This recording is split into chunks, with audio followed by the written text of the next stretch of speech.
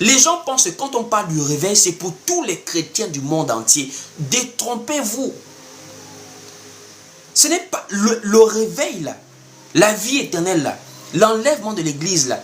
Ce n'est pas pour tous ceux que vous voyez dans les stades remplis pour faire des prières souvent là. Non, non, non. Jésus nous enseigne dans le livre de Hébreux, chapitre 9, au verset 28, il apparaîtra une seconde fois à ceux qui l'attendent pour leur salut. C'est ceux qui soupirent à l'enlèvement, ceux qui attendent l'enlèvement, ceux qui espèrent en la vie éternelle, là, qui sont concernés par l'enlèvement de l'église.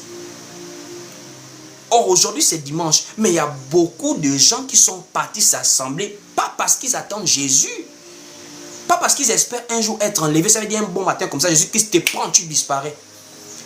Des gens de nos jours, il est dans ses voitures, dans ses villas, dans son mariage, dans ses voyages, dans sa prospérité. Donc, vous pensez que lui, là, il peut attendre que Jésus-Christ vienne le prendre un matin? Bien au contraire. Ce sont des gens, Jésus-Christ attend encore 100 ans. Hein. Nous n'est pas encore pressés. Parce qu'il jouit des biens de la terre. Allons-y lire Hébreux. Hébreux chapitre 9 au verset 28.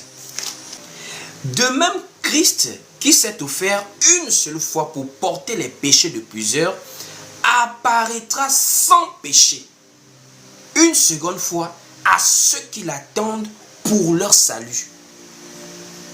Donc, vous-même, vous voyez clairement qu'il y a une majorité des croyants de nos jours qui sont exclus de l'enlèvement.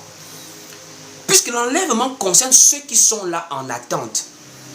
C'est-à-dire, il est sur la terre, il vit, il travaille, il vit comme tout le monde. Mais lui, son cœur, chaque jour, c'est que Seigneur, si tu peux apparaître aujourd'hui, je vais être prêt. Si tu peux apparaître aujourd'hui, prends-moi. Il y a des gens qui ne vivent pas comme ça. Lui, quand il va ce matin-là, Seigneur, ma voiture. Seigneur, je veux mon miracle aujourd'hui. Pourquoi ce sont les autres qui se marient, pas moi? Pourquoi pas moi? Pourquoi pas moi? Mais lui là, quand Jésus apparaît, ça ne le concerne pas. Lui, c'est la voiture qui l'attend. Lui, il est parti à l'église pour demander à Jésus la voiture. Lui, il est parti à l'église pour demander à Jésus l'argent. Mais l'enlèvement, c'est pour ceux qui sont comme les vierges. On dit, le royaume des cieux sera semblable à 10 vierges qui allèrent à la rencontre de l'époux. Avec les lampes.